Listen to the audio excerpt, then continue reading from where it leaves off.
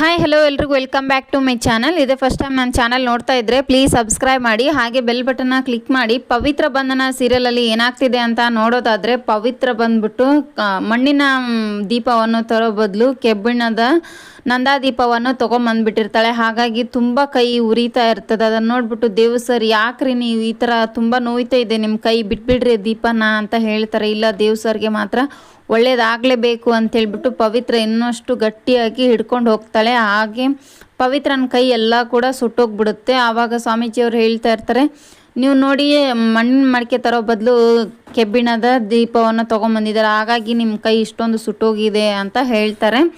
ಹಾಗೆ ದೇವು ಸರ್ ಏನು ಮಾಡ್ತಾರೆ, ಅಯ್ಯೋ ಎಷ್ಟೊಂದು ಕೈ ಸುಟ್ಟೋಗಿದೆ ರೀ ನಿಮ್ಮದು, ಬೇಡ ಅಂದರೂ ಇಷ್ಟೊಂದು ವ್ರತ ಮಾಡಿಸ್ತಾನೆ ಇರಲಿಲ್ಲ ನಾನು, ಈ ಥರ ಕೈ ಸುಟ್ಟೋಗಿದ್ರೆ ಅಂತ ದೇವ್ ಸರ್ ಕೂಡ ಹೇಳ್ತಾ ಇರ್ತಾರೆ. ಪವಿತ್ರನಿಗೂ ಕೂಡ ತುಂಬ ನೋವು ಆಗ್ತಾ ಇರುತ್ತೆ. ಹಾಗಾಗಿ ದೇವ್ ಸರ್ ಏನು ಮಾಡ್ತಾರೆ, ಅರಿಶಿಣದ ನೀರನ್ನು ತೊಗೊಂಬಂದು ಪವಿತ್ರನಿಗೆ ಕೈಗೆಲ್ಲ ಹಚ್ತಾ ಇರ್ತಾರೆ. ಪವಿತ್ರ ದೇವ್ ಸರ್ ಮನಸ್ಸನ್ನು ನೋಡಿ ಎಷ್ಟು ಒಳ್ಳೇದಿದೆ ಅಂಥೇಳಿ ಮನಸ್ಸಲ್ಲೇ ಅಂದ್ಕೊಳ್ತಾ ಇರ್ತಾಳೆ.